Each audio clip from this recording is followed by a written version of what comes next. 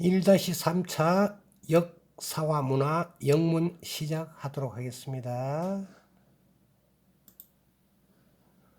전번 시간에 역사와 문화의 개념에 대해서 우리는 살펴보았습니다. 이번 시간에는 문화란 과연 무엇인가에 대해서 한번 설명하도록 하겠습니다. 어원. 여러분이 항상 새로운 어떤 학문이나 새로운 개념을 배울 때 이 뿌리를 아는 것이 상당히 중요합니다.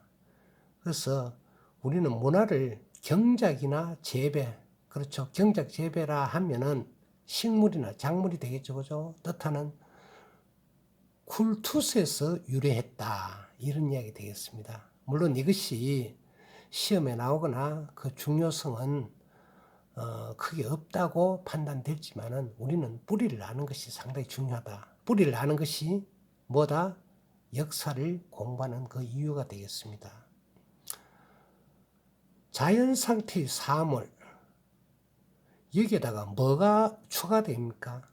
사람의 두뇌, 여러 가지 생각, 창조적인 그런 아이디어를 작동을 시킵니다. 그렇죠? 그러면은 이것이 뭐가 하면은 새롭게 변화가 되면서 새로운 것이 만들어진다는 것에서 우리는 문화를 설명할 수 있겠습니다. 결국 정리하면 어떻게? 인위적 사물이나 현상은 문화다. 나무가 그냥 있으면 어떻게 됩니까? 자연현상이죠. 그냥 나무일 뿐이죠. 그런데 이것이 목수의 손길이 가서 가야금을 만들고 검은고를 만들고 다음에 또 책상을 만들고 의자를 만들고 하면 어떻게? 목공예가 되어버리죠. 목공예가 계속 발달하면 어떻게? 나무를 가진 어떻게? 아트, 예술이 되어버린다는 겁니다. 결국 문화가 창조되면은 성화되면은 예술의 개념으로 발전할 수 있다. 예를 들어서 야생화라는 게 있습니다. 그죠? 야생화 뭡니까?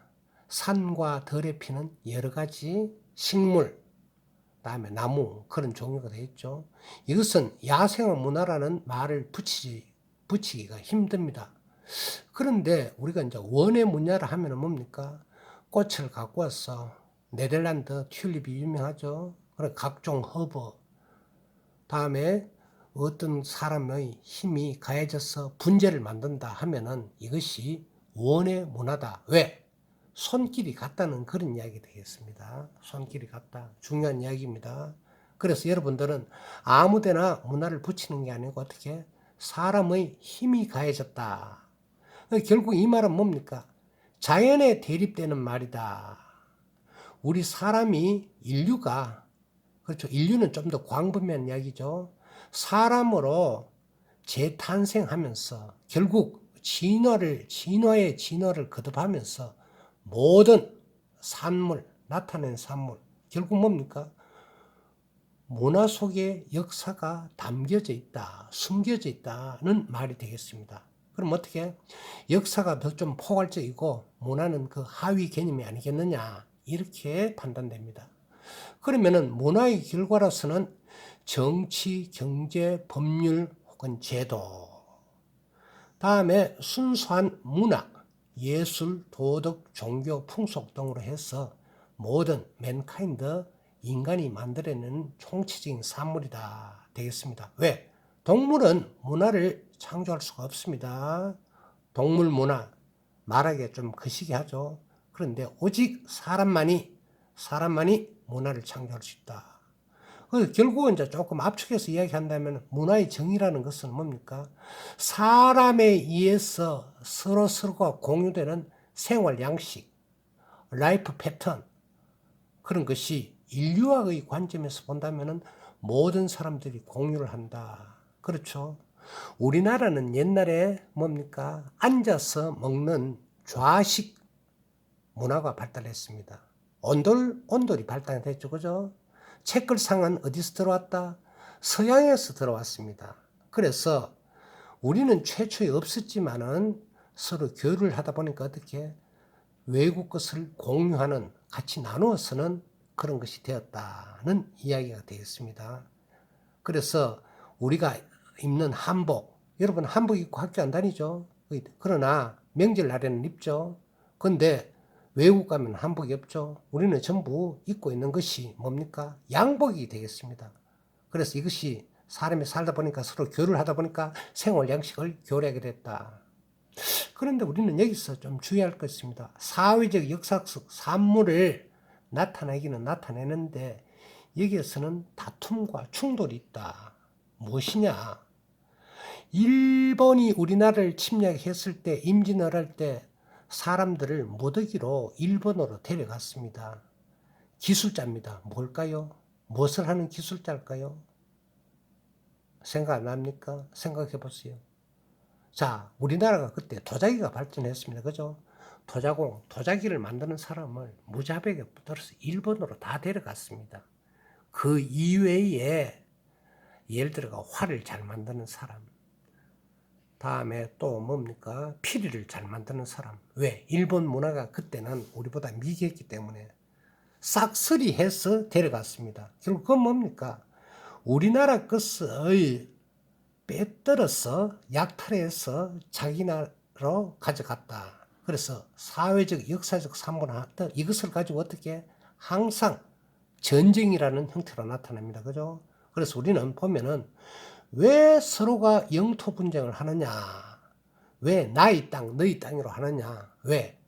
땅을 빼앗았으면 그만큼 거기서 농사를 더 지어서 어떻게 더 많은 수확을 산출할 수 있고 그 외에 영토 분쟁 외에 감정 대립으로 해서 어떻게 문화를 빼앗아오는 경우도 있고 다음에 중요한 것은 우월성 대립. 자, 물론 문화의 차이가 있다 없다라고 명확하게 정의는 내리기 힘들겠지만은 너가 낫다, 내가 낫다. 그렇죠. 질그릇보다는 어떻게 고려청자가 낫죠. 점차 발전되기 때문에 이것을 자기네들이 가져간다. 그래서 나중에 보면 어떻게 문화민족주의. 최근에 화두가 되는 것이 어떻게 중국에서 김치를 자기 것이라 한다. 한복을 자기 것이라 한다. 뭡니까?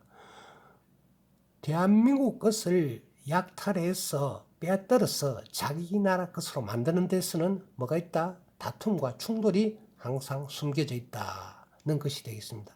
그래서 어떻게 약탈 문화라고 합니다. 문화민족주의 넘어가겠습니다. 자, 사진을 한번 보겠습니다. 봄이면 곧 꽃이 피겠죠. 빨간 꽃, 노란 꽃. 자연이 준 선물, 인간이 묘사하기는 힘듭니다. 그런데 어떻게 이 자연 상태를 오른쪽에 보면 뭡니까? 소나무는 소나무인데 비틀어 가지고 분재를 만들었습니다. 그러니까 좀 더 보기 좋게 가공을 한 거죠. 그러면은 야생화 문화는 틀렸다. 분재 문화는 맞다. 일본에서 이것이 많이 발달됐습니다. 그렇죠. 그러니까 결국은 사람의 손이 들어갔다 안 들어갔다 그 차이가 되겠습니다. 자, 예쁜 아가씨가 보이네요. 자, 한복 입었습니다. 조금 개량된 듯한. 보기는 좋지만은 생활하기는 상당히 힘이 들다. 질질 끄집어야 되고, 그죠? 조금만 잘못하면 물이 묻고. 그런데 오른쪽을 보세요. 젊은 노신사가 있죠, 그죠? 그러면은 이 사람들은 어떻게 깔끔합니다. 넥타이, 워이셔츠, 상의, 하의. 그렇죠. 여기 보면 굉장히 복잡해지죠. 그래서 이것은 우리는 한복, 복식 문화, 한국의 고유한 전통. 일본에 가면 또 기모노가 있죠. 뒤에 허리 띠를 매는 거. 자, 그래서 간편한 거. 그래서 문화는 항상 어떻게 낮은 데서 높은 것을 추구한다. 그런 이야기 되겠습니다. 하나 예를 더 들도록 하겠습니다. 자, 여기 보면은 세종어제 훈민정음, 세종대왕이 만든 우리나라 고유의 글, 한글이 있습니다. 자, 오른쪽에 보면 뭡니까? 그리스어 문자입니다. 알파, 베타, 감마 뭐 등등 해서 저도 뭐 다 모릅니다만은 이 글자를 만드는 것은 어떻게 사람이 만들었다. 왜? 말은 금방 사라집니다. 그러나 문제는 영원토록 살아납니다. 이것을 가지고 기록한다. 그래서 우리는 한글 문화가 세계에서 제일 우수한데 실질적으로 한글 배우기는 상당히 어렵게 되어 있습니다.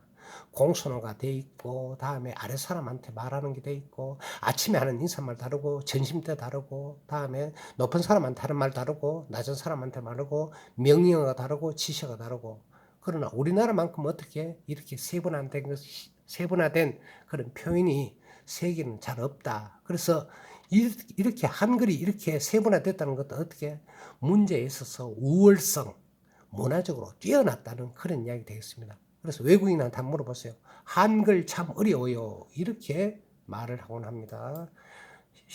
다음에 문화의 종류는 자 설명드리겠습니다. 교양으로서의 문화, 진보로서의 문화, 예술로서의 문화, 그 다음에 상징체계 혹은 생활 양식 같은 이야기입니다. 그래서 문화의 종류를 이야기하면 교진, 예상 이렇게 네 가지로 나누는데 세부 설명 드리도록 하겠습니다. 자, 첫 번째 문화로서의 문화.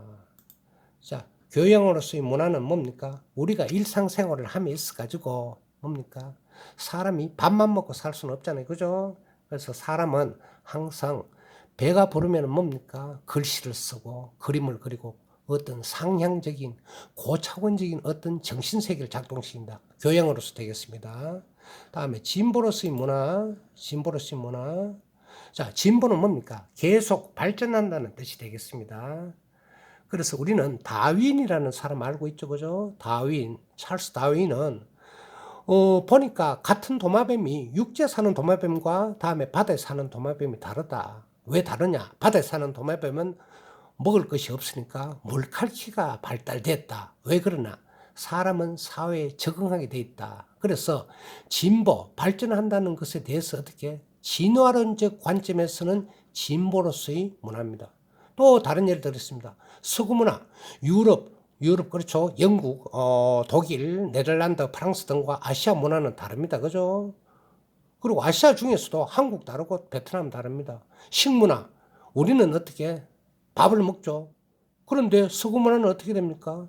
밀가루 내지는 빵을 먹습니다. 자, 그 다음에 아프리카 문화. 미개하다고 생각되지만 많은 문화가 아프리카에서 발생되어 있습니다. 그럼 문화를 비교합니다. 뭡니까? 자, 자기네 것이 더 낫다. 제국주의 문화라고 합니다.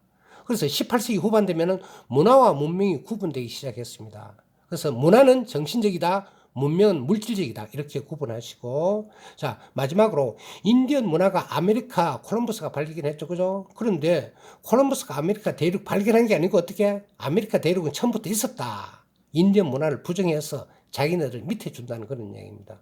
자, 그래서 3차 문화는 민족 중심주의로 들어간다. 1-3차 마치겠습니다. 감사합니다. Thank you. See you later. Bye bye.